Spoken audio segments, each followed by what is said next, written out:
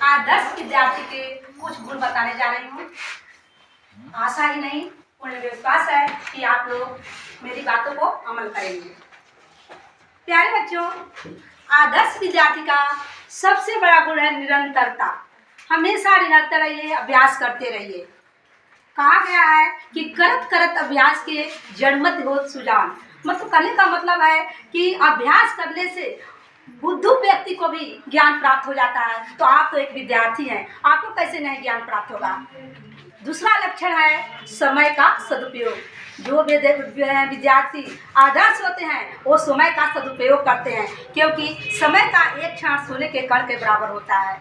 बच्चों, madam Curie ने समय का सदुपयोग किया था और 25 वर्ष में रेडियम के खोज कर की। तो आप लोग भी समय का सदुपयोग कीजिए, कद्र कीजिए, क्योंकि जो छात्र या जो विद्यार्थी समय का सदुपयोग करता है वो लक्ष्य की प्राप्ति करता है, और जो दुरुपयोग करता है वो पीछे ही रह जाता है। बच्चों, एक आदर्श विद्यार्थी को अपना सुख और चैन त्याग देना चाहिए। सुख को नहीं देखना चाहिए, आलस्य को त्याग देना चाहिए। कहा गया है कि विद्यार्थी कुतो सुखम, सुखार्थी कुतो विद्या। विद्या चाहने वाले को सुख कहाँ है, और सुख चाहने वाले को विद्या कहाँ है। विद्यार्थी त्यजेत सुखम, सुखार्थी त्यजेत विद्या। विद्या चाहने वाले को सुख त्याग देना, विद्या चाहने वाले को सुख त्याग देना है, और सुख चाहने वाले को विद्या त्याग देना है। आलस्य को एकदम हटा दीजिए। अपने मन में जो आलस्य है, आपके मन अंदर आलस्य है, उसको हटा दीजिए। आपको 4 बजे पढ़ना है तो पढ़ने बैठ जाइए।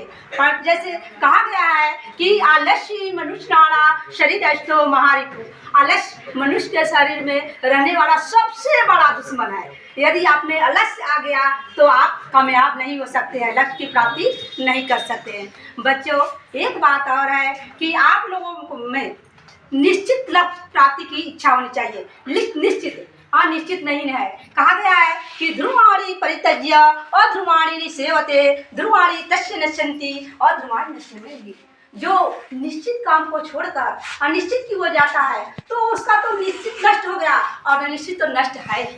ठीक, तो आप लोग निश्चित लक्ष्य को ठान लीजिए कि हमें ये करना है, और उसी को लेकर चलिए, तो आप लोग महान बनेंगे। और एक आदर्श विद्यार्थी का और लक्षण है मनुष्यता। आप मनुष्य बनिए। आप में परोपकारता की भावना होनी चाहिए, सहानुभूति की भावना होती है, राष्ट्र प्रेम की भावना होनी चाहिए, देश प्रेम की भावना होनी चाहिए। आप लोगों में होने चाहिए, त्याग की भावना होनी चाहिए। ये एक आदर्श विद्यार्थी का गुण है। धन्यवाद।